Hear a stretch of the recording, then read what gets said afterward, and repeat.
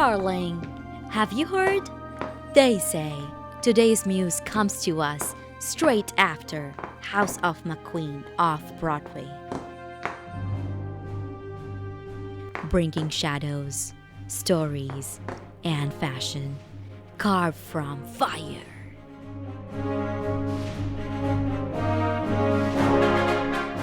Whispervid is ready. Are you? Then let us begin. And the timing couldn't be more perfect. The season itself conspires with tonight's muse, and fashion turns theatrical.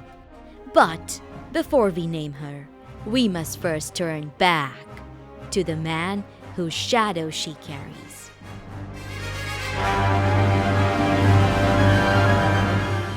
Alexandar McQueen, the dark alchemist of fashion, the sorcerer of silhouette, the man who stitched death into beauty and crowned grief in gold.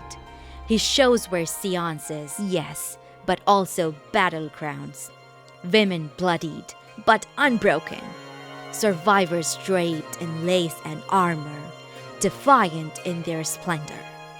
Because McQueen's message was never only despair. It was about endurance, transformation, survival. When the world destroys us, how do we rise again?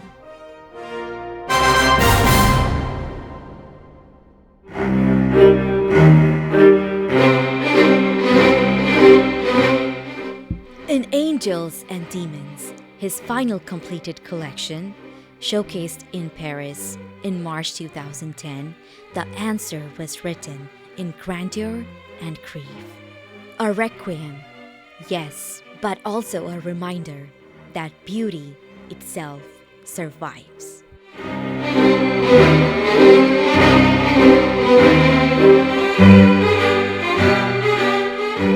And now, Whispervid reveals its muse. A doll? Yes, but more than that. The Daria Barbie. Released in 2011 as part of the Barbie fashion model collection, standing in miniature as though conjured from McQueen's own requiem.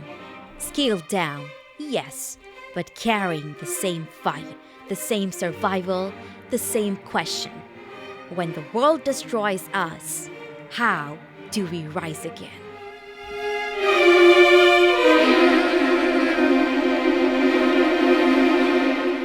Darling, look closer. Behind her stands McQueen's original cape pleated dress from McQueen's Angels and Demons collection. Gold embroidery as rich as Byzantine relics, pleats as severe as cathedral arches, a cape that drapes both like armor and altar. This was McQueen's farewell symphony. Grandeur, darkness, redemption. Matte, solemn, majestic. And in front, our Daria Barbie mirrors it in miniature. But note the shifts. On the runway, the dress stood against black, heavy as a cathedral shadow. On Barbie, the backdrop is softer, pale mesh, a shift from Gothic grandeur to porcelain light.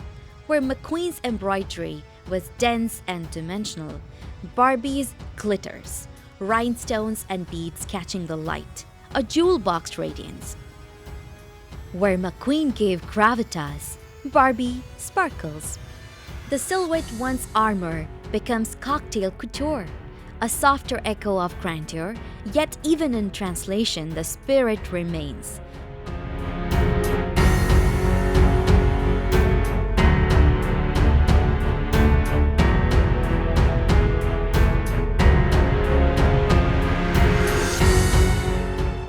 First, when I saw her, the little bows in her sleeves, the gold cross at her ear, they seemed innocent.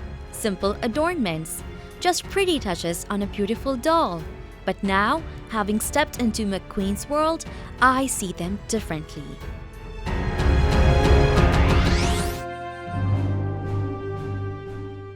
Darling, Look closer. At her ear, a glimmering cross, dipped in gold.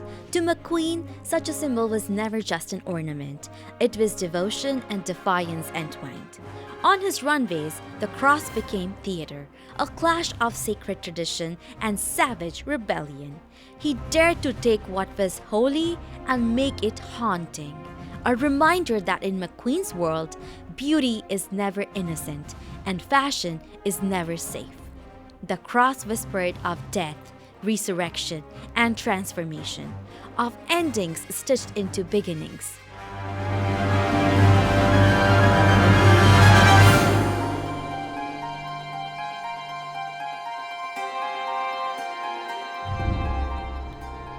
Look even closer and you'll see her secret.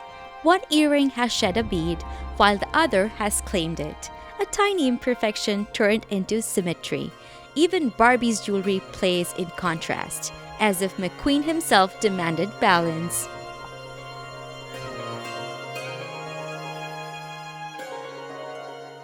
And then, Barbie's bows, little red satin ties in her sleeves and her hair. At first glance, again, innocent. But in McQueen's world, red was never only sweet. A red bow could even be read as a blood mark of beauty, both romantic and dangerous. Contrasts were McQueen's signature. They whispered the duality McQueen loved most, sweetness fighting with severity, play knotted tight with peril. This was McQueen, romantic yet ruthless, tender yet terrifying, a man who turned darkness into desire and clothing into confession. And here she stands, Barbie, carrying his legacy in miniature, a signal that even in doll size, fashion can be fierce enough to wound and beautiful enough to heal.